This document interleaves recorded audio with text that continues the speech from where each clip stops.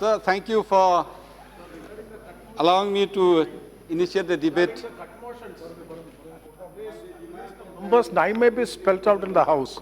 Those are moved cut motions because it has to come on record. You know the rules. You know the rules. From Meghalaya, Yes, Mr. Pala. where we have in my constituency the heaviest rainfall in the world, the cleanest village in Asia, and the biggest lands and hill stations in India, Shillong and Meghalaya. So tourism is very important. So I understand, I've seen in my own eyes how the tourism has grown for the last 10, 15 years and how it benefits the people. Whereas I'm very surprised to see in the budget, if you look at the budget, 2,499.83 crores has been provided. It's not enough at all. If you see the budget of 1920, the provision was 2,189.22 crores, where the actual was only 1,416. There was a cut of 35% in the previous budget. So I think the government is not doing fair enough to the Ministry of Tourism.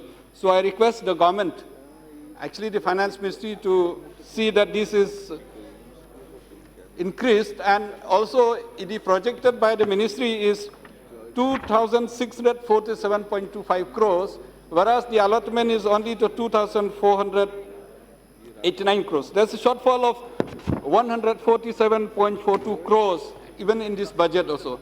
How will the government will do their schemes? How will the tourism ministry will do their schemes development if the budget itself is cut?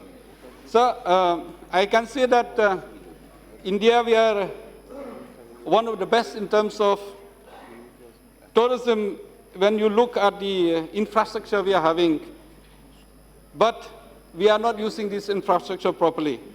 And there's no coordination between the tourism ministry and other ministries, because tourism is not a stand-alone ministry where you can work, because tourism needs to work hand in hand with the Ministry of External Affairs, with the Home Ministry, with the Civil Aviation Ministry, and other ministries, especially on a tax from the Ministry of Finance, where tax are involved. So, sir, if you look overall, all over the world, I think we are in crisis today, and India, we have more crisis. We have crisis unity in the country, crisis of deadly coronavirus, and we have crisis of unemployment, and we have a crisis also between the state and the center. So I think this government has to look seriously on this issue if they want to work. So at present, we have at the age of 20 and 24, of our young boys and girls, 60% of Indians, 63% are unemployed. So tourism can help us in solving the problems of unemployment. I would like to share a little bit that tourism all over the world is given employment of 400 million jobs all over the world. And in the next 10 years, it will be increased another 30% of the world export and services, 11% of the world taxes, and 10% of the world GDP. Tourism is set to have almost 100 million new jobs in the global economy. So I think India will have a good opportunity on this issue. So I want to say that certain things which we have in India, we have 74% of Himalayas are in the states of India, 7,400 kilometers of coastline and undiscovered beaches. India is the most colorful and only living desert in the world, Rajasthan. We have 4,000 kilometers of mangrove forest in West Bengal. We have 175 rivers which run for over 1,900 kilometers in the length and breadth of the country. Thousands of caves in my own state. We have one of the longest caves in Asia. We have the cleanest caves in Asia.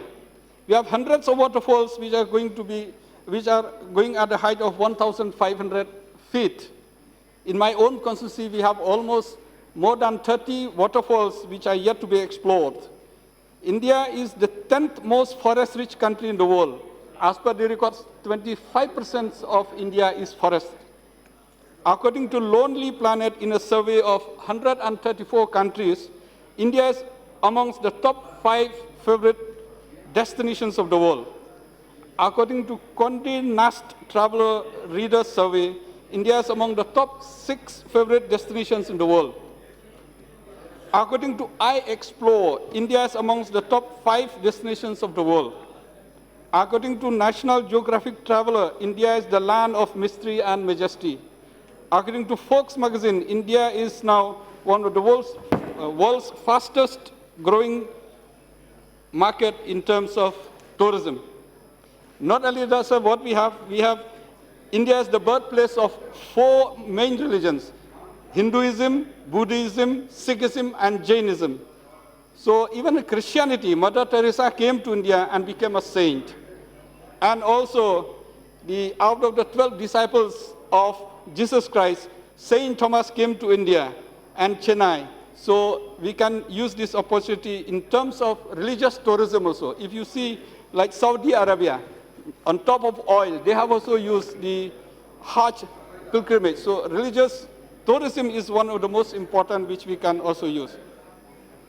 So from the height of Himalayas to the deep blue around Andaman and Nicobar Islands, indeed, India is having a potential to have better tourism than any parts of the world.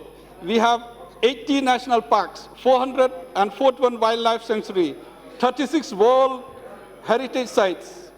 So all this contributes to the tourism. But it's very sad to see that we have almost our target to increase from 10 million to 20 million of the tourists in India. But there's no coordination between the tourism ministry and the civil aviation ministry. If we are to increase 10 million of tourism, at least we need another 10 to 15 million additional air seats. So the civil ministry is going in one direction and the tourism ministry in the other direction. There's no coordination amongst them. If we look at the employment, today it has given 7.5% of our youth are unemployed. And the answer is given in the morning. The first answer is only 1.45% are employed. So out of 4.24 crores of our young boys and girls who have registered, only 6.16 are employed. So if we use this tourism properly, if we invest in tourism, I think we can employ the rest of the people who have been registered here.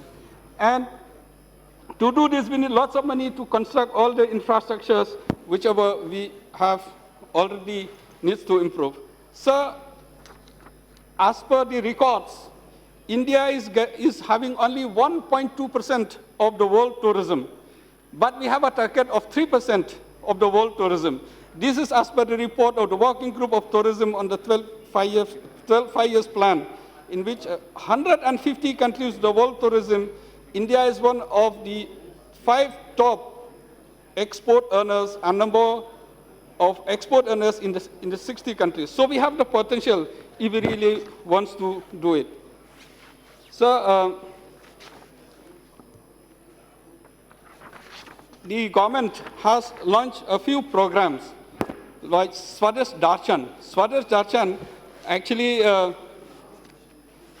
the government has sanctioned almost 6,035.7 crores for 77 projects. But all these projects, at least only 9 projects have been taken, 10 projects not even started, and these projects have been taken also on 50 to 90% work they have done. And the money they have released is only 3,744 so far have been released.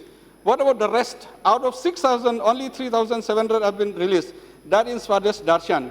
And most of the works, I will like the minister to explain to us why all the works has been left, why does money was not released, why the other works are not started, especially the 10 works which are supposed to start. Also, in Prasad, it's been launched in 2015. Out of this, 505.15 crores has been sanctioned for 28 projects. So 840 crores has been sanctioned, and only 500 crores so far has been released to these 28 projects. Out of this, only 2 projects has been completed. The rest of the project has not been completed. And these 2 projects has only 645 crores and 936 crores has been completed. One is in Amritsar and one is in Brindavan. Mr. Pala, you are deliberating on the demand for grants. Yeah. Very rightly. Your party has given 5 names, including yours. Yeah. I'm conscious of the time. I was finished within 2 minutes. And the party has 23 minutes. So you have already taken 10 minutes. Yeah. And in the rural tourism, sir, I've seen in my own state, thousands of people have converted their own house into a small B&B, bed and breakfast, and many of small have upgraded. They spend a lot of money. But suddenly, because of the problems, because of CA, pro-CA, anti-CA, what's happening in Delhi is also happening in my own states. So what I request is that the rural tourism must be invested, because out of 125 which has been approved under the rural circuit, only 21 crores has been released. I'll be happy if the minister can enlighten on all these things. Training, we have a shortage of these staff, and in the training, the government has targeted more than 1 lakh to be trained. But so far, they have trained only 38. So only 30% has been trained. Why there's a shortfall of the target given by the own government? Connectivity, government has also done an UDAN. I think in the bid first, second, and third phase, there's a little bit of progress. But the coordination between, out of the 36 tourism sector, Meghalaya is one of them. All the Northeast also comes under this scheme. And the Jammu and Kashmir comes under the scheme also. But how many out of 36 destinations has been completed under the UDAN scheme, and what the government takes to connect among the regional connectivity? Safety. I'm aware that the government has set up a 24/7 multilingual tourist info helpline. But this helpline has not been properly marketing, properly advertised. So what is the safety of the tourist? If the tourist comes here, he should be at least safe, then only the tourists will come. But the government is not doing enough in terms of tourism. Recently, there'll be a kidnap to one of the tourists from abroad, and there is demand of 2 crores for that. So very shame for India. So I suggest that we must have a crisis management under the cabinet secretary to coordinate with all these departments so that the tourism industry can do. Another one is the impose of the tax deduction at source. Until unless the tax deduction at source only for the travel agent, we have 60,000 travel agents in India, and these involve almost 20 lakhs people are employed on this. Whereas the tax, 5% will be the GST, 5% will be the tax deduction. This has given 10% extra of the travel agent in India than those travel agent abroad. So that will hamper the economy of India. So, sir, thank you very much for giving me the time. Thank you. I conclude my speech.